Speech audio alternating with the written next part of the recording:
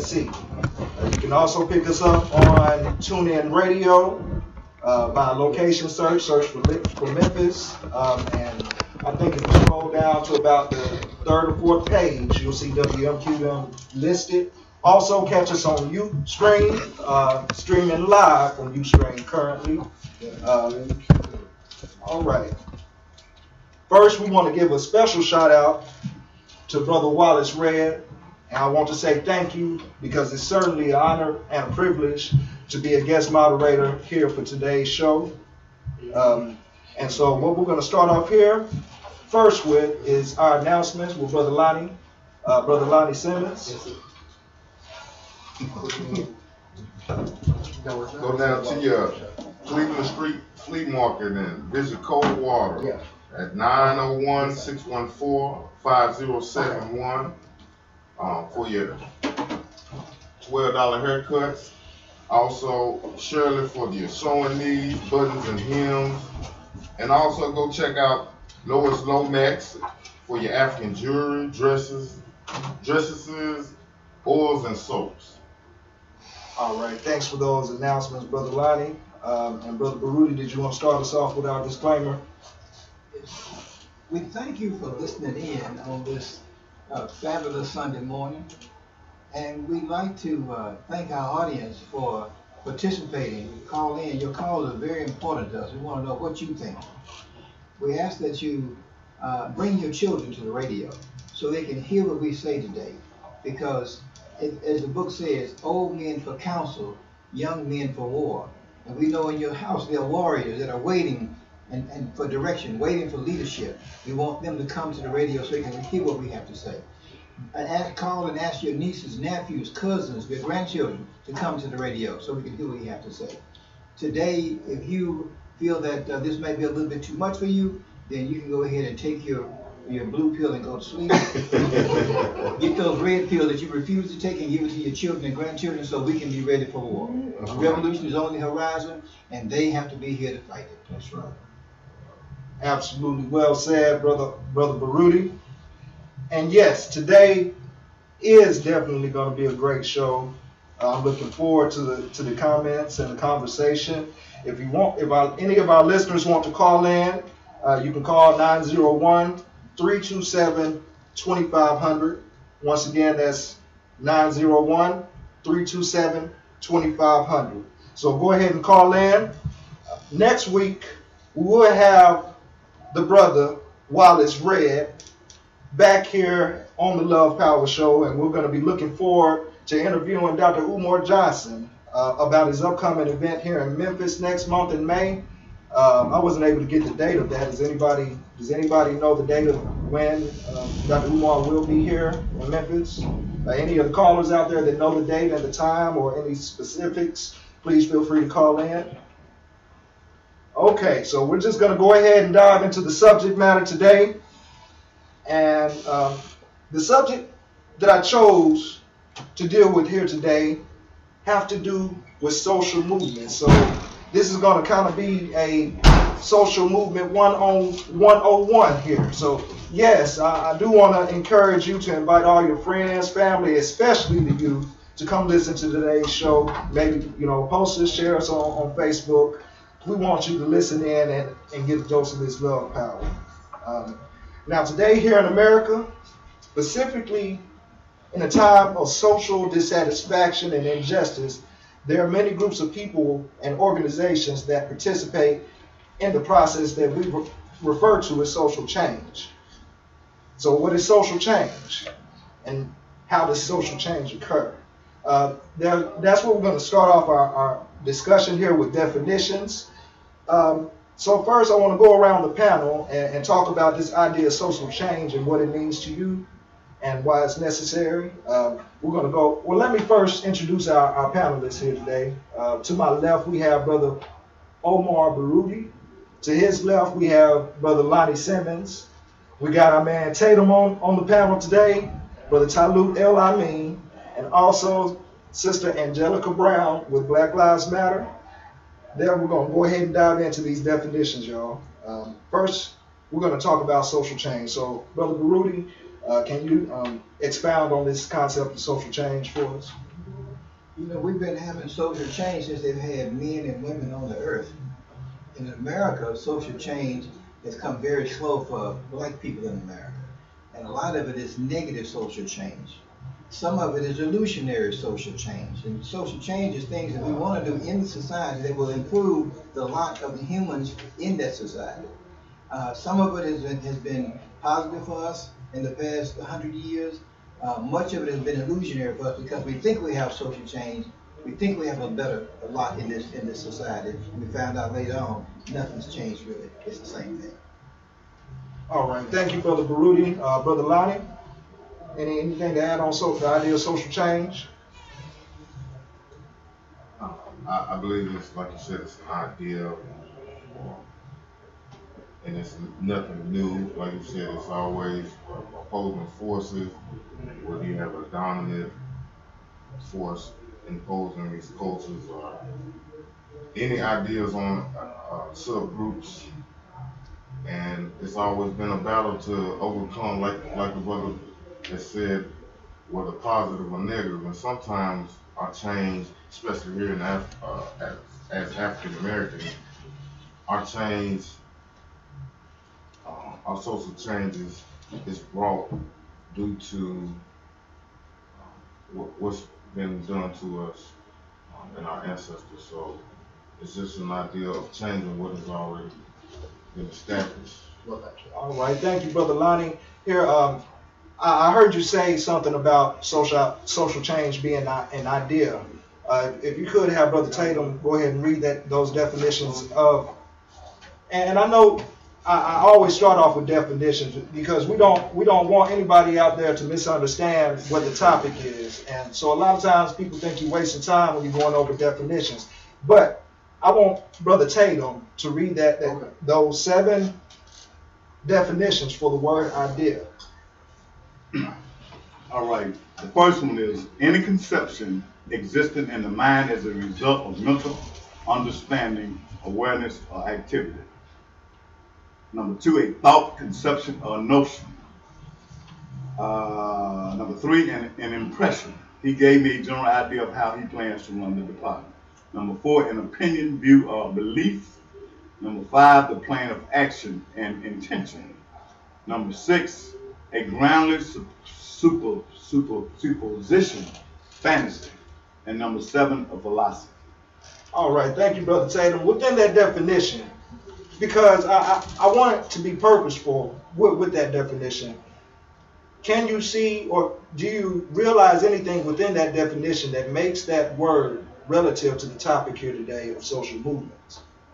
Well, that idea, as the brothers have already said, has been and just an idea, you know, of especially with us as Afro-American people, and existence for, you know, justice and freedom, right? But even today, sometimes I look at it, and I look at how that there are so many of us incarcerated over unjust means, and I wonder sometimes, would I rather be in a field somewhere picking cotton, or would I rather be sitting in a cell for the rest of my life over some bull crap? You know, that those are in higher up ranks who designed for us to be just basically us locked up in these prisons. You know, I don't want neither one of them. So in other words, all this has been is an idea.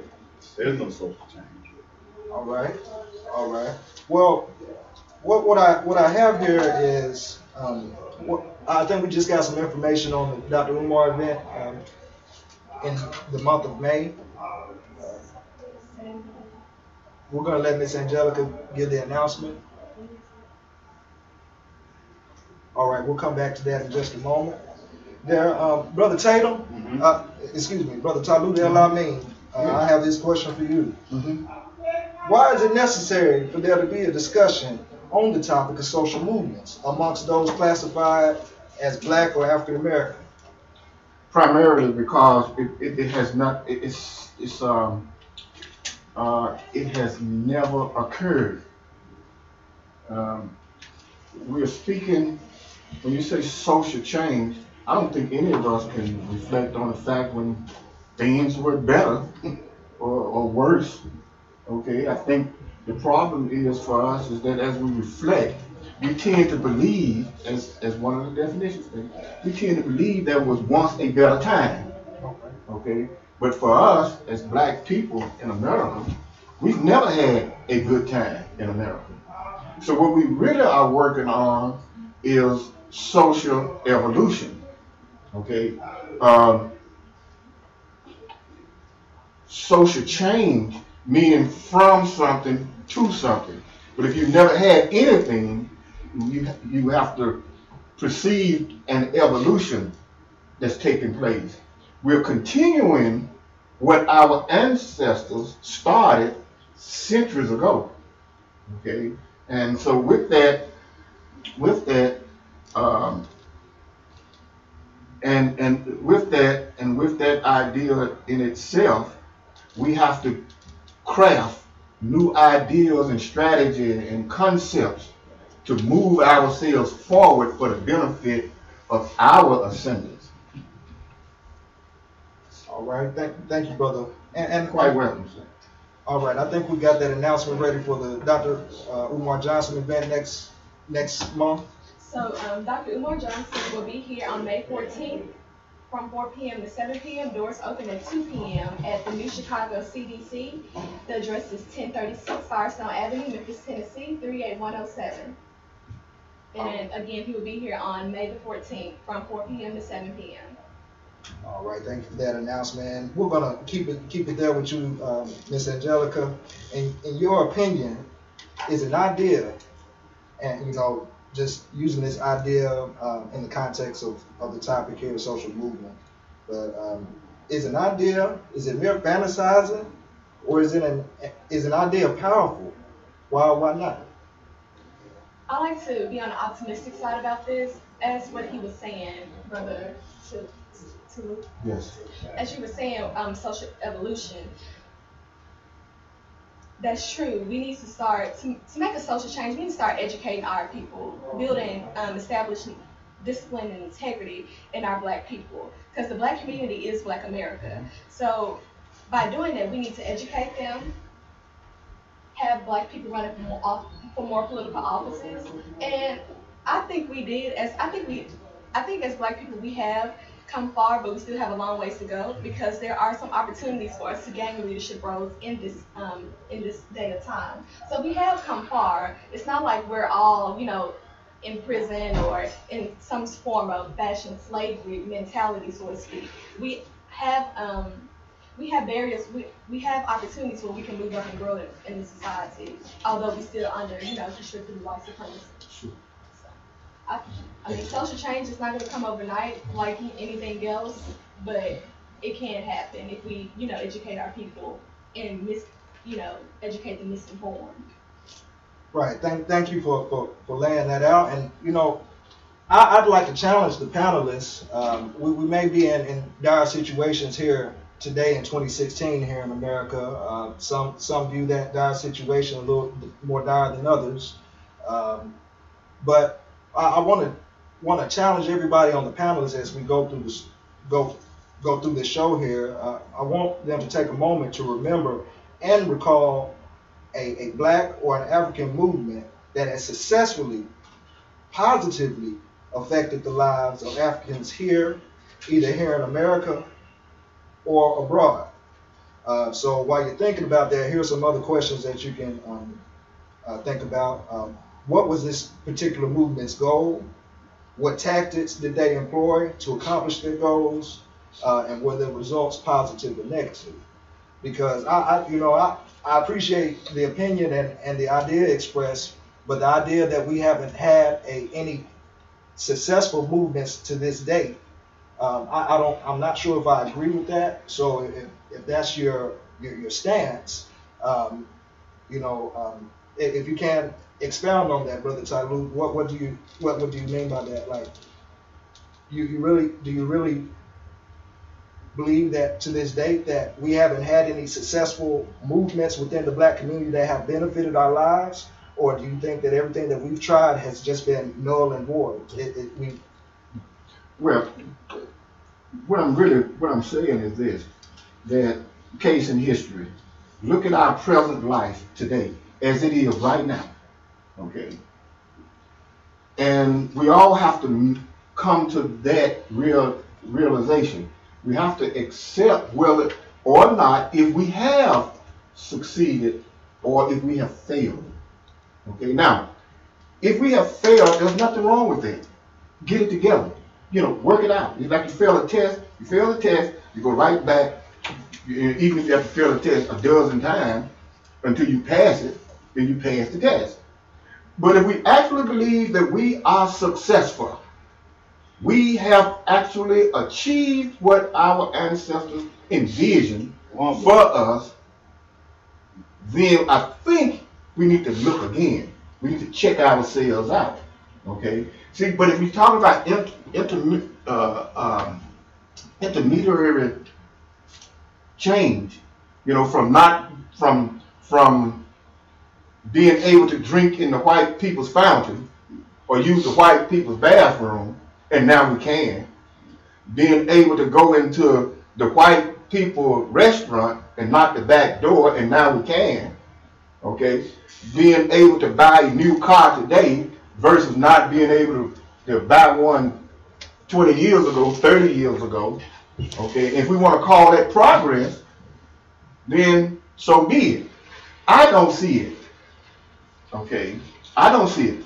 What I do see is that we do have a very long ways to go because of our mindset. Okay? Do I believe we're going to break that one day? One day, but not anytime soon. One day I do believe we will break that mindset and get that imaginary white man out of our head and progress and do the things that we have to do. Okay, so I don't see, you know, as some people have said many times, our ancestors gradually change. Okay, no, I think we just wake up in the morning and be a different people. That's all. It's just that simple. All right, thank you for expounding on that. Of course, with the subject matter at hand, social movements.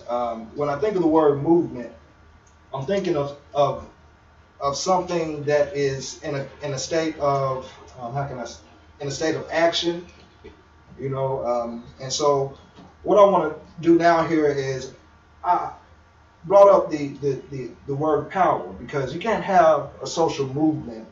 We're talking about steering and mobilizing people, and so this takes power. So I want to take a moment and get a definition of what we're talking about when we talk about power. Does anybody want to volunteer for that definition of power?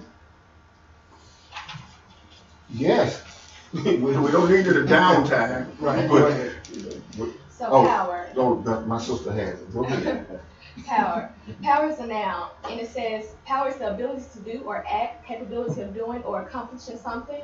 It's a political or national strength, great or marked ability to do or act, strength, might, force, political ascendancy or control in the government of a country, state, etc., legal ability, capacity, or authority. And lastly, it's delegated authority granted to a person or persons in a particular office or capacity. All right, thank you for that definition. Now I want to kind of backtrack. I kind of went a little too far, but I want to go back to this idea thing, and going back to what Brother Talib said, bringing up our ancestors. At first, I had thought about making, you know, this show's topic about your worldview, whether you have a Eurocentric ideology or worldview, or a African-centered worldview or Afrocentricity. But I like the way that Brother Talib and I think Brother Lonnie said something about our ancestors. And so my question is, do you think that we as African Americans here today in 2016 are living up to the requests, the things that our ancestors strive for, or not requests, but the things that our ancestors strive for? Do you think that we're still listening to those old folk, to those old voices, as to what we as a people need to survive? So I want to direct that question to Brother Tatum first, and then we're going to come to Brother Baruti there next. So do you think that we as African Americans here hear the call of our ancestors, and do you think that we remember them as we proceed in our day-to-day lives? Well, I mean, I do think that some of us do. That's why, that brothers and losers, and the older ones, but, you know, um, I believe that, back in those days, religion was more about the struggle, the revolution, Dr. King, et cetera, and so on. And as time changed, these devils constantly throw stumbling blocks at us. Churches sold out. I believe back in the days, I can't think of some of the names, of the politicians we had. Barbara Jordan and Shirley Chisholm and all these people, right? But as time changed, the sellout came. So, regardless of what opportunities we feel like we had, we got sold out. And then people like us, we were devils as far as they were concerned. They listened to the white media, like the sister just mentioned, Jehovah, all this stuff. So, no, as of today, no, as a whole, we're not listening. That's why Scripture said we reject knowledge. That's why we fail. He's gonna reject our children. So when the brother is saying, I look back at my days, man, we could sleep with our doors open, but I was called niggas. You know what I'm saying? I had to get on the back of the bus, but we wasn't killing each other. So that's not because we're evil people that this happened. We look at the design. Bill Clinton, we all talked about, the Rothschild, all this stuff is designed. So a failure came when people didn't listen to us, Brother Omar. Man, back in the day, they talked about Mr. Farrakhan like a dog, and still do.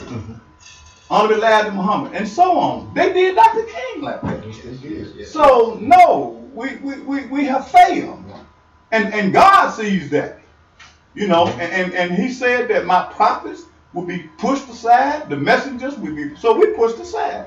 Let me come in here and holler, oh praise Him, He died for your sins. Everybody gonna listen in. I'm just keeping it real. All right. So. All right. And I want to add a little bit to that question there, and thank you, because that helped me reconceptualize the question there. Right. Have we lost the direction of our ancestors here in 2016? And if so, what are those forces that are keeping us from hearing their voices and hearing their cries? Brother Baruti? Back in the day, and when I say back in the day, it was before my day. Back in the day when there was a Marcus Garvey, a Noble Drew Ali. But let's talk about Marcus Garvey for just a few seconds here. Here's a man that was talking about a Back to Africa movement. Here's a man that said race first. And here's a man that I thought had real power, because power is the ability to change reality. White people got white power. They can change our reality overnight, even if we don't want them to. And they did do that. When we came out of slavery, right before slavery, there were around 2 million people in slavery, 2 million black men in slavery. Today, in 2016, we got 2.3 million black men in prison, which is another form of slavery. Come on, bro. So we still in slavery. It's just under another name. Now, he had over 2 million followers around the earth, and that's why you find African countries with red, black, and green in their flag, because of Marcus Garvey. But because of his power, they had to get rid of him. And every black leader since him and before him, they've had to get rid of him. So they put trumped-up charges on Marcus Garvey, so he had done mail fraud. And when they opened the envelope that they claimed the evidence was in, they found the envelope was empty. But in the meantime, they put those charges on him. They gave him 5 years in prison in Atlanta, Georgia, and then they deported him. They gave him a shortened sentence if he would agree to go to an African country and leave America, because they know once you chop the head off of the movement dies. They did the same thing with Malcolm. They had Malcolm assassinated inside the Apollo Ballroom. The same thing with Dr. King. They killed him outright right here in Memphis, Tennessee. Anytime we rise up with power, then they chop the head off of that organism that's got the power, and they deneutralize it. They make sure that it has no more power after that. Anybody who rises up for our cause is going to be neutralized. So yeah, today we do have leaders, and they're trying to make sure through the media primarily They will poison the water against your own leaders. Yes, sir. And as long as your leaders are sellout, a handkerchief head Negroes, he's all right in the eyes of white people. But the minute he rises up and speaks for the cause and the hurt of black people, then they got to get rid of it. And right now, Minister Farrakhan is in that same boat. They would love to get rid of him, but they know there will be a revolution in this country like they've never seen before in their lives. Well said, Brother Baruti. I believe we have a caller there. Yes, sir. Go ahead, caller. Yes, good afternoon, brothers and sisters. I hope I can be heard clearly here. My phone doesn't sound too right on my end. Can I be heard? Am I clear? We can hear you, Brother Cosby. Go ahead. All right, thank you. You know, when you talk about social movement and social change, it reminds me of my school days, college days, that is. There was one course that I took, and I was very, very surprised to find out what the studies had revealed that most of social change within a couple of categories. One, individual leadership is somebody, I think Brother Baruti had mentioned, what Dr. King did, what Malcolm did, and what other individuals did. And we certainly can point to that. But the biggest part of social change is technology. Changes in technology produces changes in social organizations. For example, the radio, the telephone, the television, the internet. Those changes will change everything because it brings you back to the point of who owns the technology and who has access to the technology. What is the cost of the technology? And that's where we are, brothers and sisters. We don't have that access. We don't have the money for it. But basically, what I'm looking at, from my point of view, social change is a process that we all must engage in. But for the goal of economic justice, the goal is the thing. The process, of course, it will continue forever. It will always be there. Even somebody mentioned picking the cotton. I know something about that at my age. The point runs before Eli Whitney invented the cotton gin, slaves had to pick the seeds out of the cotton. And what a job that was. But the point is, every generation has opportunities. The space age, the internet generation, whichever generation you're in, you have technological inventions that you can use toward the African Americans' quest for economic justice. Justice is the thing, and economics is the thing too. The first thing, and I'll be brief on this, is that we must take back the land, free the land, develop the land, and I'm talking about Memphis, Tennessee. I'm not talking about all over the country. Simple things that we have to do here. The court taking our land through drug involvement. We see that houses boarded up. Who is going to own that land, and how do you get a hold of it? That's how I was driving through South Memphis on Bellevue just yesterday, looking at two new ones that popped up a week or so ago. But the point is, that's technology too, because the use of the technology upon the African American population through surveillance, all kinds of drones, and all kinds of police state apparatus, that is technology, and the misuse of technology. So we're in a position right now that we have, for the younger generation, Brother Baruti, I have to admit, I'll be turning 76 years old pretty soon. All right, Brother So Kaiser. I know all the movements that you talked about and the president did, all of them, including the March on Washington. But the point is, we're at a different point now, but the younger generation now must be able to hear the generation before them tell them who is now still in place, although you don't don't see them when you Well, go. All right, Brother Kazi, you got about 30 seconds. Confrontation, you don't see the person, you only see the person at the front. But the person who's trying to check is in my generation, and they're in the back. So we still have to keep the pages of our history inserted so that each generation has that continuity, that continuousness in the book that we follow for economic justice. All right, Brother Kazi, thank you for your comment there.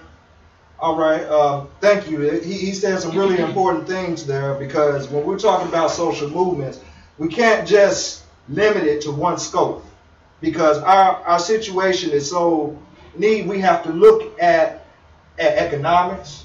We have to look at the political arena. We have to look at education, and all of that is important when we're talking about social movements. There, Sister Angelica, did you have something you wanted to add to the table? Yes, I would like to say social change does start with education, because it's irritating to me when black people say, what about black on black crime? If Black Lives Matter, what about black on black crime? And I think black on black crime is ridiculous.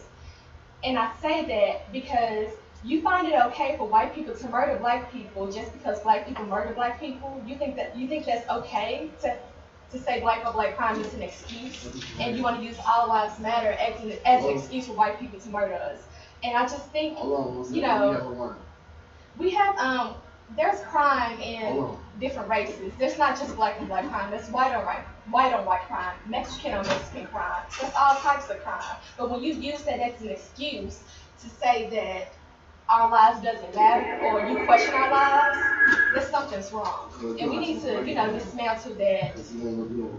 All right, thank you for your comment. And I think in the past week that there was some conversation, a video that that Ray Lewis had released, talking about well, how come Black Lives Matter doesn't seem like Black Lives Matter to black people. So we're going to come back to that. I think we have a caller now. Go ahead, call you on air. Yes, sir. This is Brother Al calling in. We've got to realize that these people don't love us, and we're in a love-hate relationship. We love them, but they don't love us. Whenever we decide to accept that and act rationally, we'll do very well with that. Until then, we're doomed to the past and keep on repeating the problems that we continue to have. We shoot each other because we hate ourselves. Every day I get up and look in the mirror, I see an ugly gorilla in the mirror. I hate it. And because the nose is too big, and the lips are too big, and the hair is too nappy, I'm mad as hell. Why I've been cheated in life. And then when I see you, and you look like me, I hate you too. That's how we do this. That's why we do this, and we can't stop doing it. And we're not going to stop doing it until we see love for ourselves as individuals. Until we like our women. I saw a woman just a while ago. Blonde hair, she black as you probably. Blue eyes, all the white feature stuff that she could have on to make herself look as white as possible. And then she had the nerve to ask me, what was I looking at? I said, what? She is right. I laughed and walked off. But I wanted to help the situation, but I could see the sister was too ignorant to be picked up. She was too heavy to carry, so I had to let her roll. But this is our problem. We cannot educate ourselves, and we will not educate ourselves until we see ourselves looking better. And the only reason we want education 9 times out of 10 is to get a good education so we can get a good job. We've got to stop looking toward master hiring us and stuff and create our own businesses, our own opportunities. We can do this. But we've got to accept the reality and the condition and situation that we're in and help ourselves. We cannot be dependent on white people to give us good jobs and understand that when their people need jobs and stuff, they're children on dope. That's why they changing this stuff on felons. Felons can get their records expunged now. All because there's so many white people who have felonies because of drugs and stuff. And so we have got to understand that they are not going to help us. Quit asking for help. Look toward ourselves. Each one of us as individuals need to get together, they pool with somebody and do something. Let's pick up cans together. Let's have one day a week we get together and 20, 30 guys go out and pick up cans for an hour. Something. That's not too little. We'll be surprised at the money we make. Pasteboard. One man can pick up enough pasteboard or enough cans every week to make and clip $500 a week. There's no reason for us being hungry. We wasted our money buying stuff on nothing and watching television and paying $100 a month for television on top of that. And we not watching anything but I Love Lucy. I'm sleeping with your daddy, who is the daddy, and all that, all the Maury Povey shows and stuff. That's where we are. We're in bad shape, but we're in bad shape because we don't want to face our condition. We need to stop worrying about white people liking us. Damn them white people. We got to like ourselves. If we like ourselves and go about our business real fast, they'll start liking it because they like people who are successful. And as long as we digging and staying after them, washing their underwear, preparing their food and stuff, we're going to be in the same condition. The only way out of it is for us to get ourselves together. All right, Carl. Appreciate it. All right. I just like to add, white people don't like us, and I hope and I don't care how liberal they may seem, just look at this presidential election. We have Bernie Sanders, Hillary Clinton, and Donald Trump. And I see a lot of black people leaning towards Bernie Sanders because he's telling us things that we want to hear. In respect to local politics, look at Mayor Strickland. He told us things we wanted to hear, more it's like eliminating crime. So what do you think Bernie Sanders is going to do? I mean, just standing on the podium saying Black Lives Matter, that's not going to fix anything. We're still going to be second-class citizens in the United States, whether you like it or not.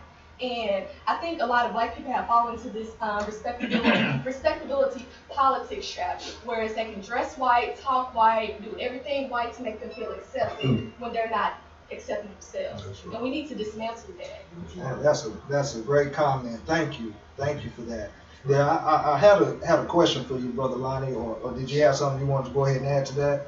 I wanted to add, since we're talking about social movement and just ideas, we have to understand that it starts with the family, because every person, the first social interaction is within the family, right?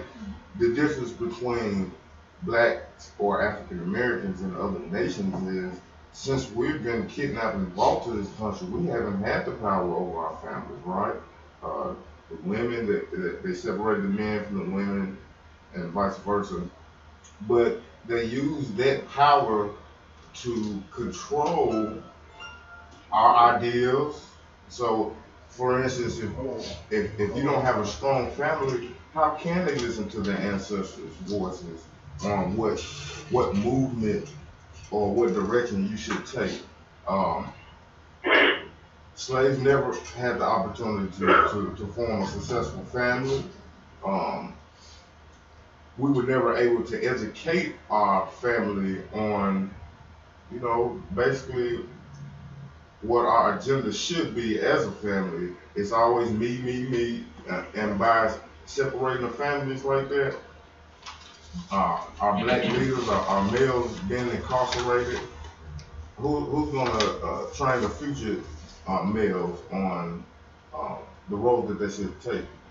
So I just want to throw the thought out there, So I like the way you sum that up. I'm not sure if it's coming through exactly the way intended, but the reason why we're dealing with ideas when we're talking about social movement is because, just quite simply, ideas are the foundation. We're living in a society, in a world that is dominated by the idea of white supremacy, or so-called white supremacy.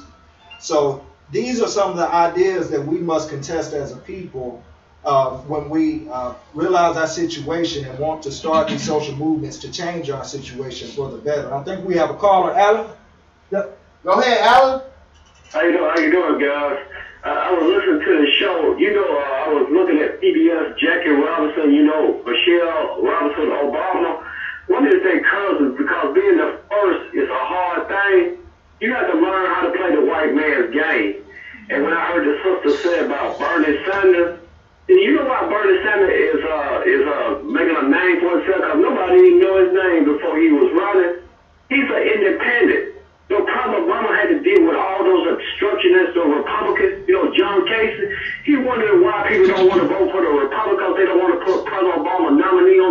Supreme Court. Just want to say, if you are an independent and you've been in the Congress over 25 years, surely you got Democratic congressmen as friends and Republicans as friends. When you have friends, you can manipulate your friends. Bernie Sanders, I'm a black man, but I'm an independent thinker. I vote Democrat. You got to play the white man's game. Jackie Robinson knew how to play that game. President Obama, he said, man, these guys are structured. They call me all kinds of voting names. You know, like they call Jackie Robinson. Once you know how to play the white man's game, you can survive. And you know, like Rosa Parks died and shut that whole bus company down. Even politics, when like the civil rights, we had social movement to get our civil rights. So we shouldn't turn on ourselves. We have to learn we have to stop playing baseball. That's the white man's game. Baseball is the white man's game. All right, thank you, Alan. All right, thank you for your call, which brings me to the next question, and we're going to go to Taluk, and then after Taluk's response, we're going to go to Brother Baruti for a response on the same question. In your opinion, is it even possible for those who classify themselves as black or African American to successfully solve their problems here in America or liberate themselves, if that's the objective, by quote unquote playing by the white man's rules or within any system of white supremacy? Absolutely not. I mean, the reality is really simple. How, you know, and I always reflect on the past. Okay, case in history. Right. You know, the legal term. Show me where playing the white man's game has actually worked for black people in America. It hasn't. Individually now, let's be real. Individually, yes. You know, there have been people who did whatever they did and acquired whatever they wanted to acquire individually. But we can't focus on individuals. We have to focus on 45 million people in America when we discuss these things. Okay? And I want to go back to something. Power. Okay? Power is an illusion. It's an imaginary thing. It really doesn't exist. But if Lonnie called for change and summoned the people, right? People come, we're going to deal with change. If 5 people showed up, is that power? No. But if 100,000 people showed up, then you can say that's power, right? Because 100,000 people came to listen to what Lonnie had to say. Now, whether all those 100,000 people agree or not is irrelevant. The numbers speak for themselves. That's why in battle, in war, a war is considered successful when you calculate the battle count. You know, how many of the enemy were killed. Okay? So with this illusion of power, we have to understand just that when a leader stands up and summons the people should show up. Not one leader, every leader. See, you got 45 million people. If anybody stands up before and address the people, this is our problem, we need to solve it, the people should come. Okay? That's a reality of power. One more thing about the military thing. Why power is an illusion? Nobody knows if they're going to win a war or not. Who knows that but a God Almighty? You can accumulate all the military power, all the military weaponry, the greatest military geniuses, you can get them all together and they can lose a war like they did in Vietnam. You understand? So the thing is, it's an illusion. And what works best for us is when we come together and show the numbers. Okay? And I want to take time. If you give me time, I want to read this resolution. Okay. Okay. All right. Do we have the time? Can we read the resolution about 5 minutes too? Sure. Absolutely. All right. Thank you very much. All right, brother Baruti, I'm gonna pose the same question for you. Is it even possible for African Americans to successfully solve their problems or liberate themselves, that being the goal, playing by the rules or within the system of white supremacy institutions. You know, we learned a great lesson when we went out to the polls nearly 8 years ago and voted to put President Obama in the white man's house. Because once he got in the white man's house, we understood then that the white man made the rules in his own house. That's right. He can continue to change the rules as he sees fit. And so this president has had very little support from the Congress in the 7+ years that he's been in the white man's house. They won't vote on anything that he wants to do. That's why he has to use executive order to get things done. Because they hate him to his guts. And in this country, they had a 200% increase in the number of hate groups that formed after he came into the White House. And they had a 400% increase in the number of guns bought since he's been in the White House. So, even though he's pleased with this country about gun control, because what has been found out from PolitiFact and other groups, that the number of people killed in this country from guns since 1968, if you add them together, it's more than the people that have been killed in the Civil War, the Revolutionary War, the War of 1812, the Spanish-American War, every war they fought since America has been breathing, since 1619. Just the guns that they have used to kill themselves. All together. All together. Yeah. 1.3 million died in all those wars put together. World War I and II, the Korean War, all those wars put together, 1.3 million people died in those wars. We've had 1.7 million die in domestic violence. But they won't control guns. And even though Obama has been preaching gun control, these people have a fear of losing control of the earth because that's what they control. So when you're talking about rules, they're not going to give you any rule that's going to take them out of power. It's not going to happen. What we need to do is what we've been advocating for years, is form a separate country or territory of our own and let them pay us reparation for all the free labor they got from us. When they said they took away slavery, and they said they did in the amendment to the Constitution, in the same amendment they took it away, they gave it back to us when they say, except if you're duly convicted of a crime, in the same sentence. So they didn't take away slavery. They just transformed slavery. When they gave us the right to vote, then they made a stipulation on what you have to do to vote. Can you count the number of bubbles in a bar of soap? Then you can vote.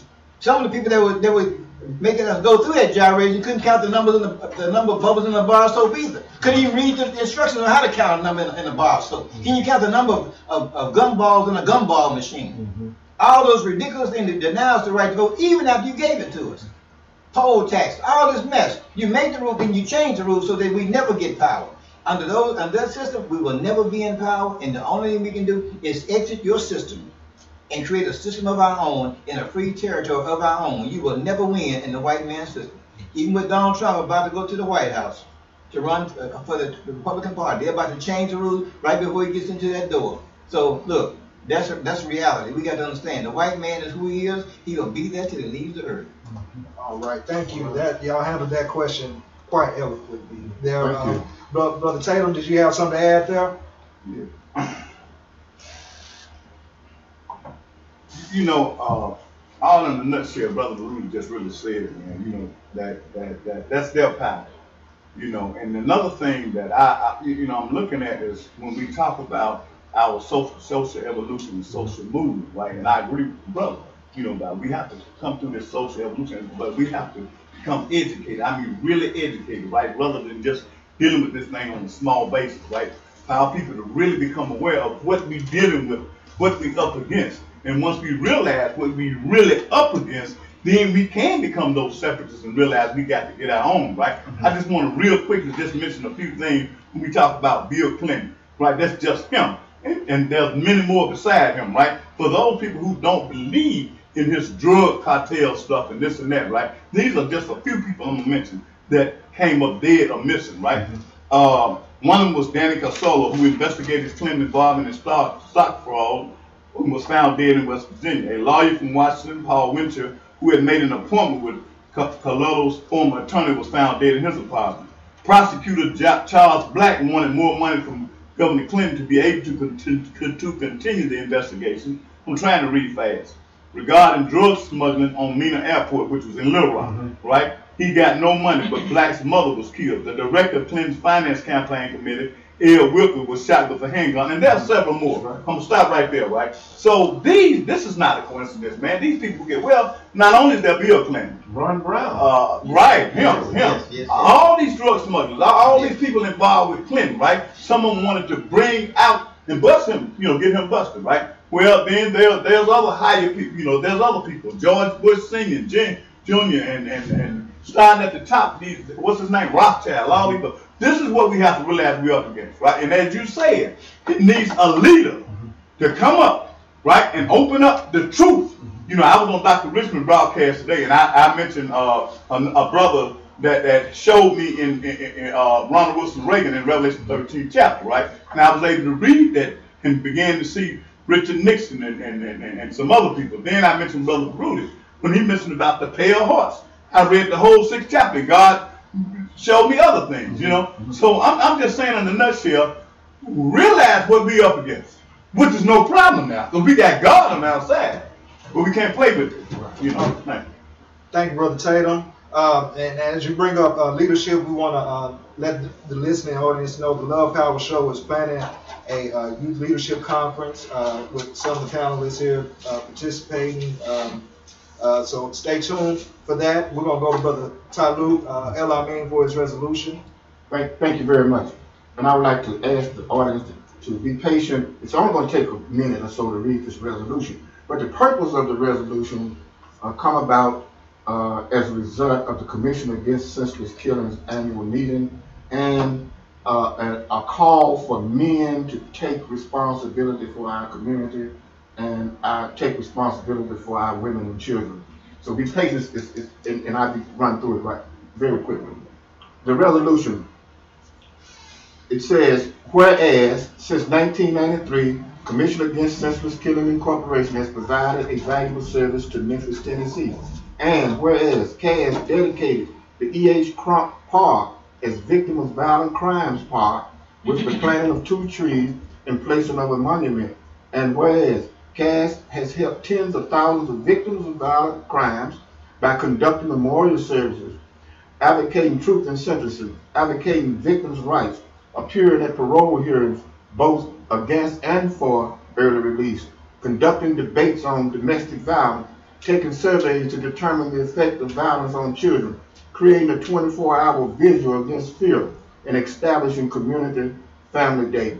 And whereas our neighborhoods are under attack by those who adhere to senseless acts of violence, and whereas our women and children are living their lives in fear, and whereas the natural and God-given responsibility of men is to protect their women and children, and whereas the city government is overwhelmed by the sheer numbers of violent acts against its citizens, and whereas our young men have taken up arms against their communities and neighborhoods, whereas our children are killing our children, and whereas murders are happening in our city at an alarming rate, and whereas the body count is mounting. Therefore be it resolved on the second day of April 2016, we, the undersigned, agree to adopt this resolution and execute our duty as men to protect our families and neighborhood with our lives and treasure. And be it resolved that we shall organize with government and society as one unit against all senseless acts of violence. Further be it resolved, we shall create an environment that upholds our honor, dignity, and respect for our position as men, the protectors of women and children. And this resolution has 31 original signatures. And the reason I'm bringing it to the radio station and reading it out is because throughout this year, if necessary, I'm going to be asking men and women to sign this resolution, to adopt this resolution as a part of our social evolution and social movement. And I would like to thank the panel, and thank the audience for taking the time to listen. Oh, one more thing. And I think, without a doubt, we're gonna have to honor the Black Lives Matter movement. Absolutely. We have to honor them, and we have to protect them as well, because they're under attack by some very powerful people, and we can't allow them to do the great work that they've done and elevating awareness in our neighborhoods and communities across the United States, and allow some jackasses to come along and destroy all the good work that they have done and threaten these women and young men who are out there.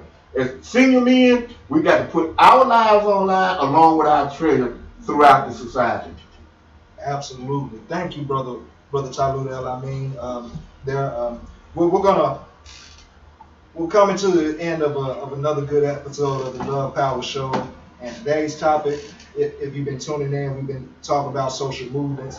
And I just realized we defined everything here, from power to an idea to social change. Everything but the topic at hand. So I guess we're going to deal with that here last before we close out. So my definition for a social movement here, we got social movement. A social movement is a loosely organized but sustained campaign in support of a social goal, typically either the implementation or the prevention of a change in a society's structure or values. Although social movements differ in size, they are essentially collective. They are essentially collective. That is, they result from the more or less spontaneous coming together of people whose relationships are not defined by rules and or procedures, but who merely share a common outlook on society.